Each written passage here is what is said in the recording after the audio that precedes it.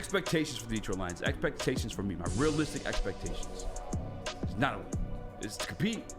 But I can't sit here and tell you that I expect this team to go out there and win.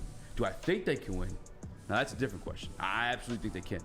I think the way this offense has been built, they kind of give it to you either way.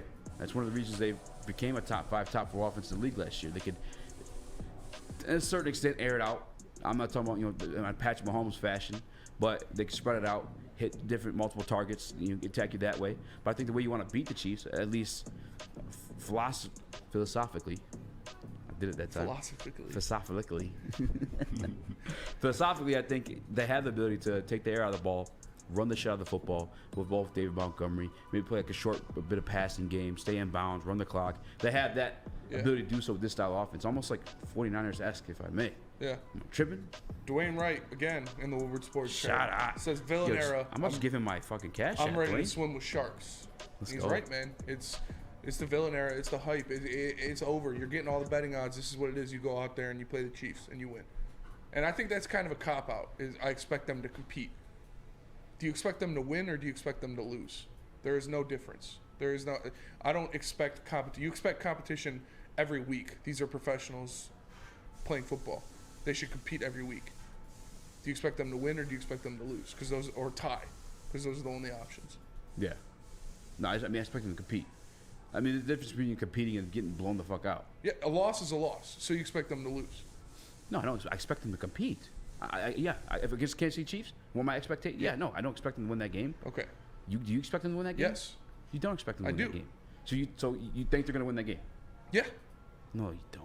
Yes, I do. You're full of cap right now. See, you're just gaslighting again. I'm not gaslighting. That literally is. That is the exact well, no, because you literally last segment just said you don't think they're going to win. I said I'm not going to put money on it. I expect them to win. Okay. Well, I don't bet anything. I'm just saying, like, pick a side right now. I expect them to lost. win. I expect them to go out there and win. Okay. Lay it on me. How they get it done? They're going to control the clock by running the ball with the great backfield they have, the offensive line. They're going to take out the best weapon on the Chiefs' defense, which is Chris Jones. By double-teaming him with some of their great offensive linemen, they're going to move the ball up down the field, keep the ball out of Patrick Mahomes' hands, and win the game. Defensively. Because we both gave offensive answers. Yeah. They're going to use this secondary, which we both said is a top 5 secondary in the NFL, to shut down the weaker wide receivers that the Chiefs have and get Patrick Mahomes on his back with the great pass rush that they have.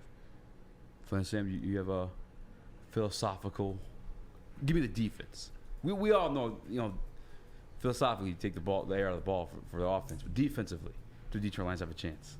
That's your guy, Patrick. They do have a chance if they can get consistent pressure on him, and by extension, the secondary does their job. The secondary that is vastly improved from last season, which is littered with a good mix of veterans and young players. There is definitely a pathway to get this done, but it cannot get done under any circumstances unless there is a shit ton of pressure on Patrick Mahomes. That Aiden Hutchinson enters this season with his hair on fire and is just a beast from day one, and James Houston is a terror as well. That's the only way I could see it getting done. But then again, that's all of NFL football, right? The only way to stop Patrick Mahomes is to put him on his back a couple of times. Because if he has time to throw, he will kill you.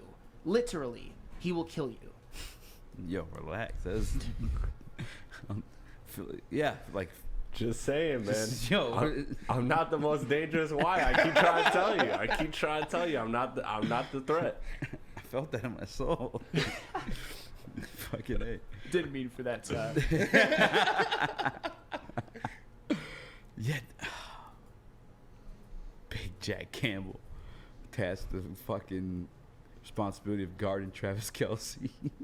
First game of not his responsibility, the burden of having to try to guard Travis Kelce. Well, that's another one too. If Travis Kelce is allowed to just get loose and get open on seemingly every play, the Chiefs are also screwed. To me, the Lions are also screwed. To me, no matter how much pressure that the Lions get on Patrick Mahomes and whatnot. And if Jack Campbell is tasked with helping guard Travis Kelce, I don't like it. I will put it on my life right now that Dan Campbell and Aaron Glenn aren't stupid enough to have a rookie cover Travis Kelce in one-on-one. I agree with you. That's fair. They're going to give him help from Chauncey Gardner-Johnson, Brian Branch, Tracy Walker, whoever it is. Yeah. That is one piece of this I do like, though, in terms of defense, is like GJ does have the experience going against the Kansas City Chiefs as recent as the fucking Super Bowl. Mm-hmm. And what was like 3 months from now? Fuck, it's so crazy. It's so crazy that the Lions are that highly thought of that they were chosen, they were handpicked, and they said there was passionate discussions about it. You know, whether they should do it, because here's another thing on the Kansas City Chiefs schedule. You have a Super Bowl rematch there. Every single matchup in the AFC West could have been there. Mm-hmm. There's so many games that could have made there that week one, you know, crowning of the Kansas City Chiefs. Yeah, any of them. Are they trying to embarrass us? No. This is best TV. Best TV. The Lions are one of the best stories in the NFL this year, and they know Lions fans ride. Do you think the NFL thinks Lions win? I think they have a chance. Because like, why would they think they're gonna compete? Why wouldn't you do the Super Bowl like rematch? You know, I feel like Eagles are boring. Eagles are not boring. Also, the Lions have like the most bets in the NFL placed as far as their money line. So like they're looking at the money. They're following the money. That's all these corporations are doing. And so they're looking at all the money being placed on the Lions. And they're like, okay, we may not think the Lions are good, or maybe they do. But at the end of the day, the people and the money believes in the Lions to some degree. So let's make this statement. He will literally kill you. Sorry. D. Smitty, the Woodward Sports Chat, says Jack Campbell 2 interceptions. I don't know about 2 interceptions, but I can see where interception happens for Jack Campbell. It doesn't necessarily mean it happens while he's guarding Travis Kelce. Mm-hmm. That's the only piece I don't know what's going to happen there. But there is a little bit of questions there. You could probably answer this more than I, because you kind of follow the Chiefs, I'm assuming, because of Patrick Mahomes. What's the left tackle situation there? Because I know Orlando Brown has since left. They made a signing, but like, is it one you trust? Is it one that's respectable? Yeah, that guy, what was his name? Like Jawan Taylor from Jacksonville, I believe, is his name. Orlando Brown Jr., that's a big loss. But he's also not, to me, one of those all-pro level tackers in the realms of like Tristan Wirfs or Trent Williams or anything like that. He's very, very good. It was a big loss, but I think that Jawan Taylor can at least be an approximation. I'm not super worried about that as of right now, given the fact that this Chiefs have all kinds of studs on their offensive line, like Creed Humphrey. I think they'll be fine. You know, I'm thinking of it. Jawan Taylor's he's from the Jacksonville Jaguars. Yeah. You know, last time Jawan Taylor saw a little bit of Detroit Lions action, he got worked. It was a fucking ass whooping, a 40-point routing, if you will. I'm starting to like our chance a little bit more. And this is year 2 Aiden as well. Yeah. Aiden, by the way, too, like another like a trait of a guy that's going to be successful. And maybe I don't want to bring this one up, but I'll definitely knock on wood before. I don't feel good about any of this. But all pretty much healthy all 17 games last year. Oh man, you're the one that fucking gave us pick 9 in the NHL draft. I'd rather have picked 9 than what you just did. It happens. It's not going to happen though.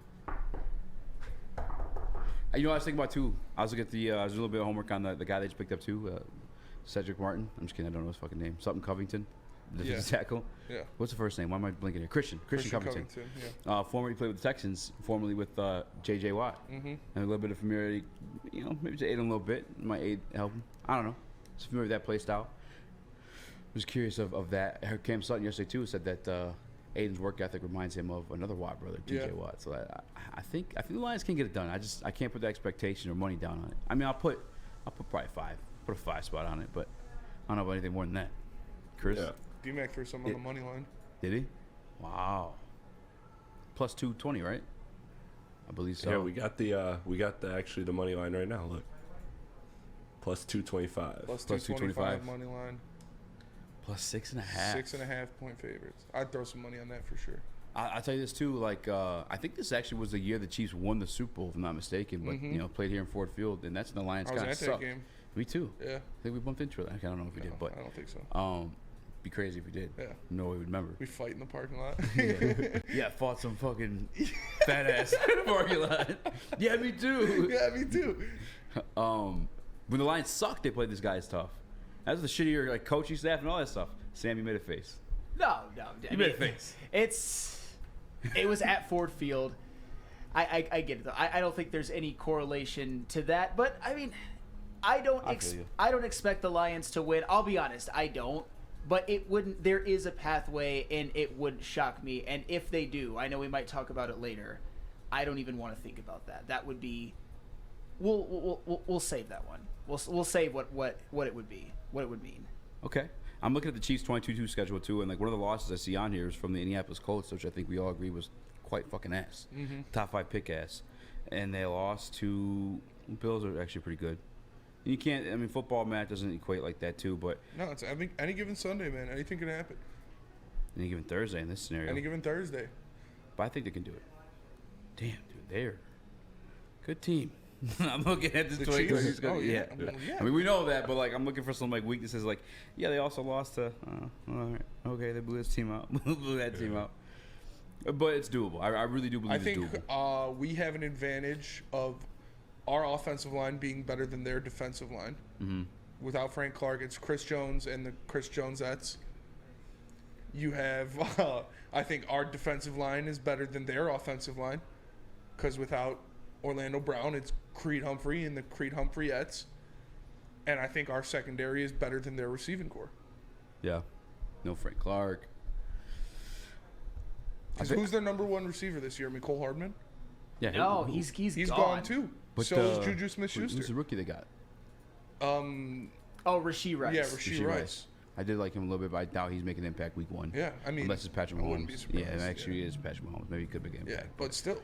Yeah, who the fuck? I'll take Sam, Cam. who they throwing If their to? number one receiver That's is a crazy. rookie, I'll take Cam Sutton over a rookie all day. I mean, they got Marquez Valdez-Scantling, Sky Moore. I mean, Sky Moore I like scored a Sky- I touchdown like in the Sky Super Moore. Bowl. We But got Kadarius Toney. too. Kadarius yeah, Toney. he's That's. dangerous. But he's not a wide receiver 1. No. But El Capitano, the greatest of them all, Travis Kelce is Yes. still there, and he is still the greatest tight end to ever play NFL football. I'm putting in his prime. I'm putting Jack Campbell and Tracy Walker head up on Travis Kelce every single time he's passing down, like Kellen Johnson treatment, like 2 of them standing over him on the line, Yeah. Maybe just one shading off. and then let him go like everybody else. Go ones, Kirby play center field.